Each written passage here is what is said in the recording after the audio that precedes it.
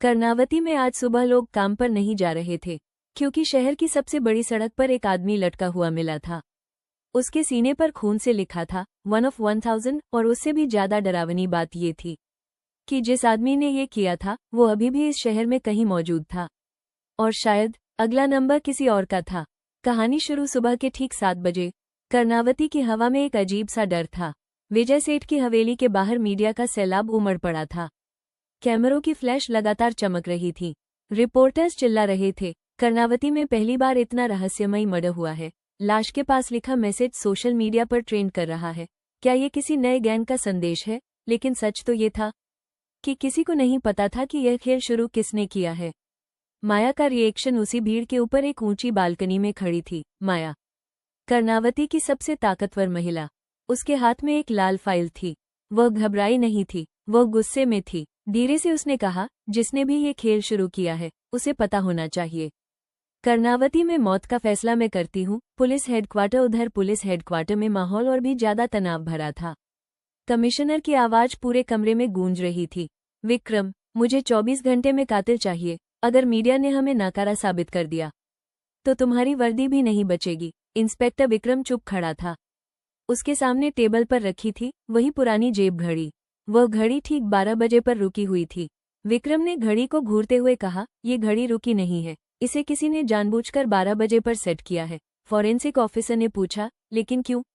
विक्रम ने धीमे से जवाब दिया, क्योंकि कातिल सिर्फ मारना नहीं चाहता, वो एक संदेश देना चाहता है।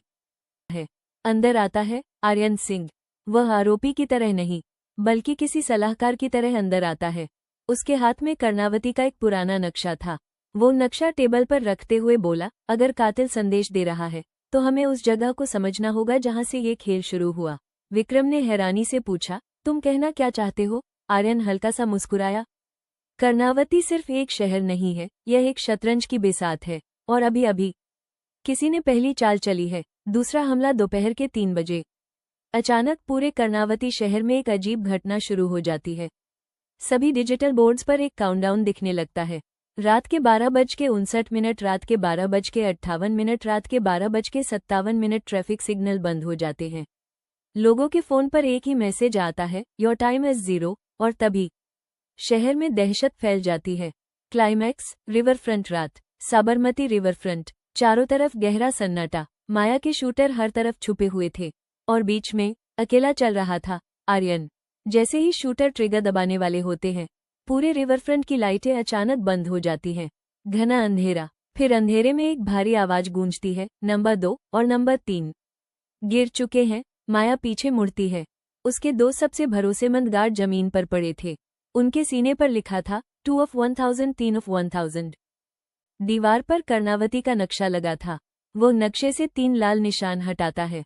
तभी फोन बजता है। स्क्रीन पर नाम आता है, द रियल ओनर। आवाज पूछती है, माया अभी भी जिंदा है? तुमने उसे मारा क्यों नहीं? आर्यन शांत स्वर में जवाब देता है, मौत बहुत आसान सजा है, उसे पहले शून्य का मतलब समझना होगा। उसी समय इंस्पेक्टर विक्रम को एक पार्सल मिलता है। उसमें एक आईडी कार्ड होता है जिस पर लिखा था, the architect of justice. Vikram धीरे से कहता है, आर्यन, तुम आखिर हो कौन? और कहानी यहीं रुक जाती है, लेकिन खेल अभी खत्म नहीं हुआ।